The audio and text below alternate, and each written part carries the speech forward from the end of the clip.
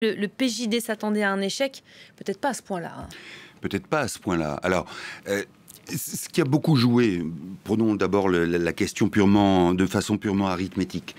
Le mode de calcul qui rapporte maintenant le quotient, si vous voulez, en fonction des voix obtenues, des suffrages obtenus, non pas par rapport au nombre de votants, mais par rapport au nombre d'inscrits, était un calcul assez limpide de la part du palais royal, qui consiste à morceler le paysage politique marocain et faire en sorte qu'il n'y ait pas non pas d'hégémonie, mais une bonne partie de l'électorat qui se porte vers le parti islamiste, vers le PJD, comme ça a été le cas en 2011 et en 2016. Donc il y avait là une manœuvre, on va dire, de manière très, très concrète.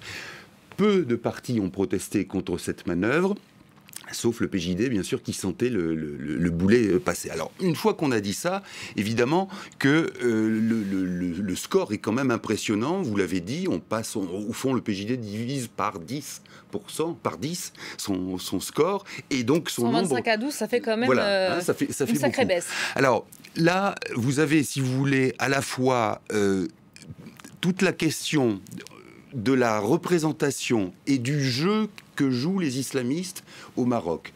Est-ce que c'est, au fond, un peu le syndrome Enarda en Tunisie? C'est-à-dire, on accepte de participer au pouvoir, mais de ne pas se mouiller trop au cas où les choses tourneraient mal. Et donc, il y a une sorte de grand écart auquel le PJD a consenti, et qui consistait à accepter d'abord à être très loyal vis-à-vis du roi, et de l'autre côté, à avoir une sorte de, comment dirais-je, d'ascendant sur la population qui croyait en la valeur de l'islam politique. Le problème, c'est que quand le PJD est arrivé au pouvoir en 2011, c'était un parti qui allait dans la lignée de ce qu'avait été le mouvement du 20 février, c'est-à-dire une sorte de printemps arabe marocain. Et comme le PJD a joué les compromis avec la maison, avec le roi, avec Mohamed VI, eh bien, on lui en tient aujourd'hui rigueur. Autrement dit, trop islamiste pour certains, donc on ne vote pas pour lui, mais pas assez islamiste pour ceux qui avaient vraiment envie de voir une patte, une imprime islamiste au pouvoir. Donc voilà pourquoi il y avait finalement ce grand écart et qui est néfaste, qui est fatal au PJD. Du coup, les conséquences de ce résultat, ça peut être quoi demain? Alors, les conséquences, d'abord, il faut bien reconnaître que l'alternative n'était pas énorme pour les Marocains. C'est-à-dire que c'était soit le PJD, soit des partis qui sont très proches du palais, qui sont au fond des partis qui ont l'oreille du roi, qui sont... il y a le RNI qui est tenu par un homme d'affaires extrêmement riche et dont le PJD accuse d'avoir distribué des prébendes à droite à gauche à un certain nombre d'électeurs.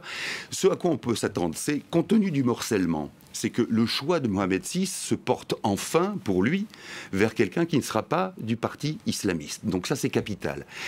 Ce qu'il faut bien voir aussi, c'est que le Maroc, qui est en délicatesse par rapport à l'affaire Pegasus, par rapport aussi à l'affaire des immigrants, vous savez, quand le Maroc ouvre les vannes pour embêter ou charger l'Europe avec des immigrés, ça peut aussi donner un certain nombre de conflits. Et pour cela, le Maroc, finalement, dit, vous voyez, grâce à Mohamed VI, nous contrôlons l'islamisme politique, nous le réduisons à sa portion la plus congrue, s'il le faut, en échange de quoi, eh bien, nous pouvons avoir un certain nombre d'exigences sur le plan de l'immigration. Nous avons des exigences et une volonté à faire valoir en ce qui concerne le Sahara occidental. Vous voyez, ça passe, c'est-à-dire on maîtrise l'islamisme, on le morcelle, et en attendant, et en échange, on peut se permettre un certain nombre pas d'extravagance, mais de privauté. Et ça, c'est important pour le roi.